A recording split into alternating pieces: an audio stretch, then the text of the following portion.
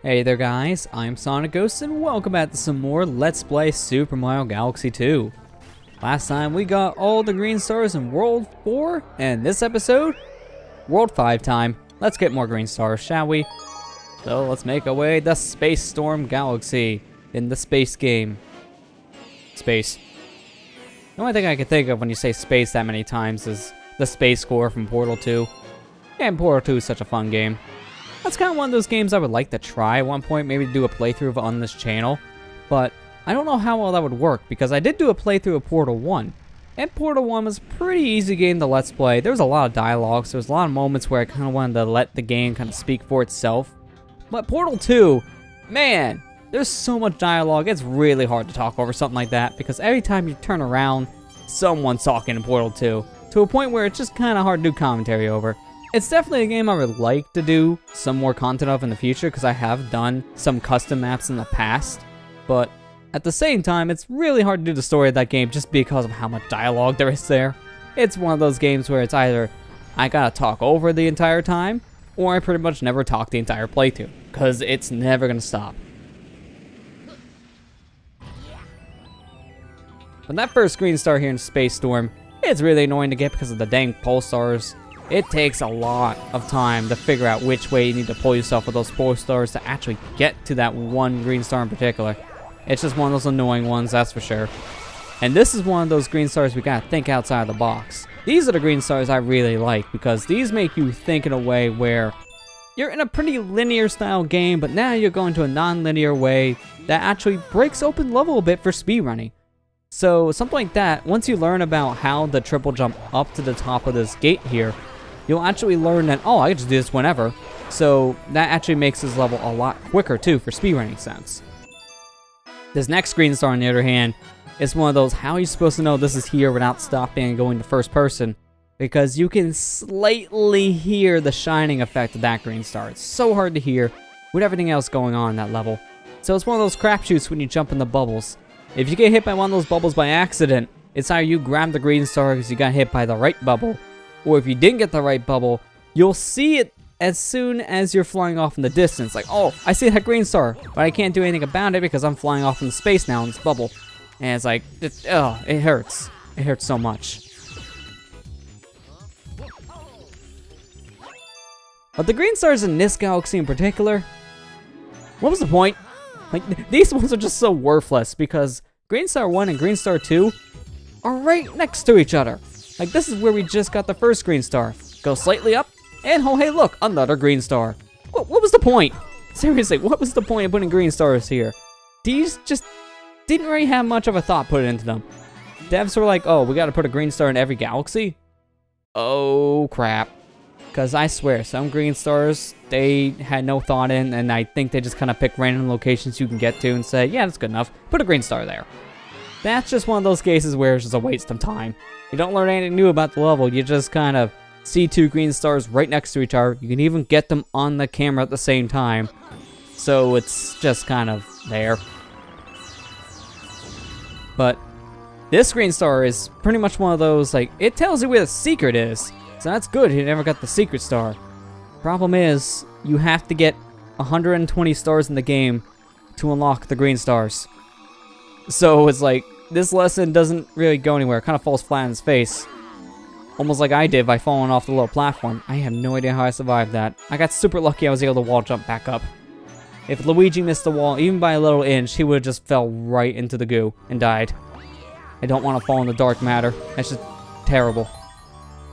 And this green star is kind of here. But at the same time, this one's kind of interesting because this is the same moon that we can see in the credits of the game, which we haven't looked at yet, but we'll see at one point. There's a crescent moon in the credits. If you play as Mario in the credits, you can't jump off that moon.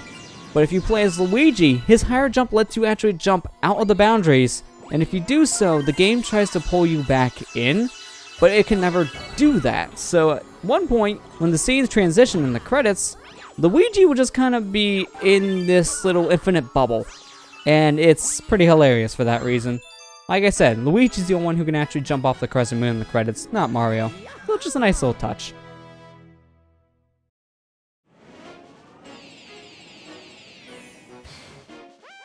So at this point, we're like, what, halfway through World 5, and we're at Slip Sand Galaxy.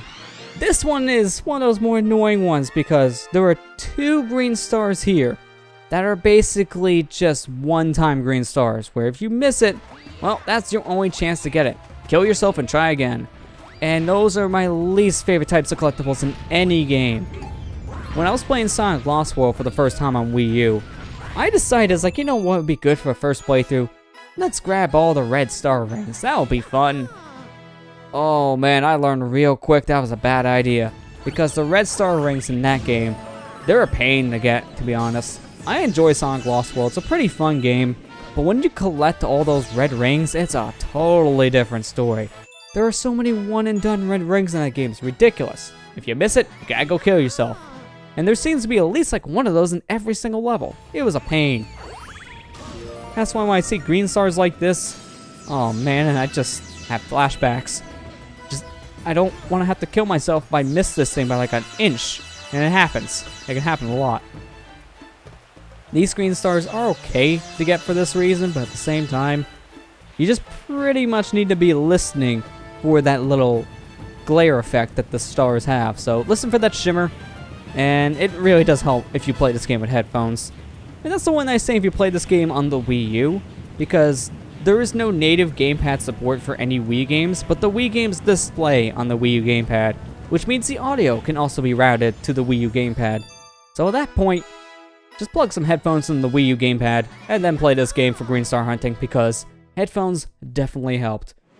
I didn't actually play the green star hunt with headphones when I was recording footage for this, or even during any other playthrough, but I can imagine how much that would help, because just listening to this now back in the footage, I'm hearing exactly where these green stars are just by listening, and that's really helpful. So this is one of those moments where playing with headphones definitely makes it a lot easier. Also, this green star, I kind of wanted to leave in the flying sequence just because that's how you figure out where this one is.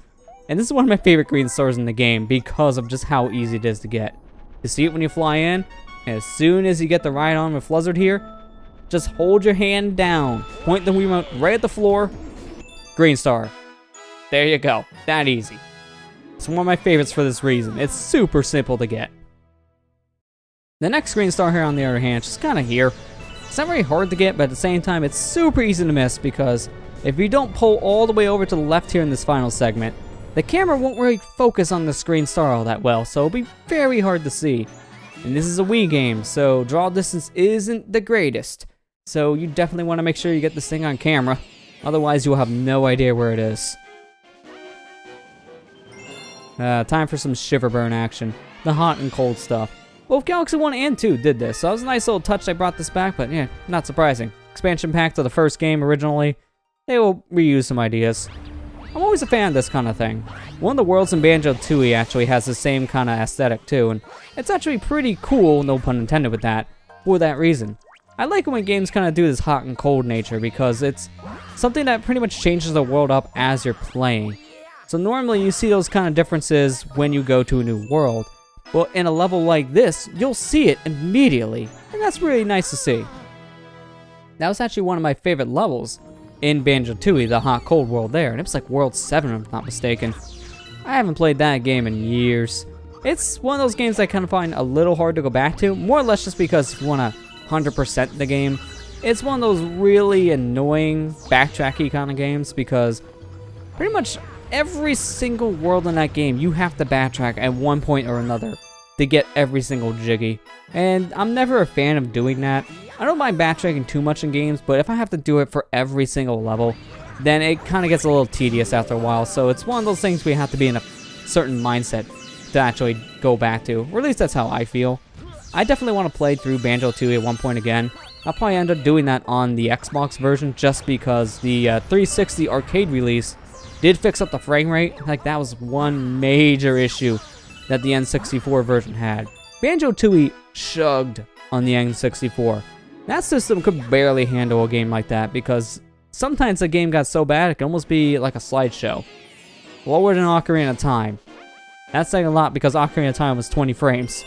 So yeah, definitely want to play through it at one point on the Xbox 360. Also at 30 frames would be a nice little touch. It'd be very different, that's for sure.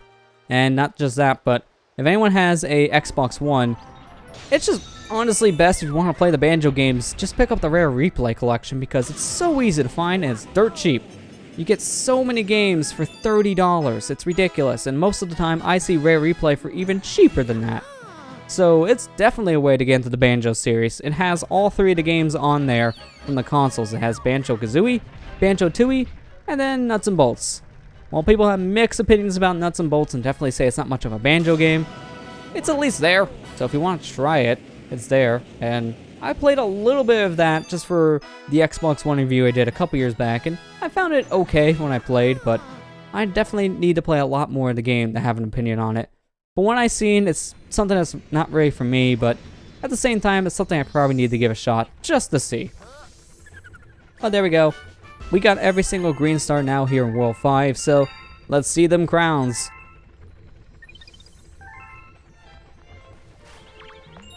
Oh yeah, there's all those gold crowns. We're getting there. 2 more worlds left, and then we have all the green stars.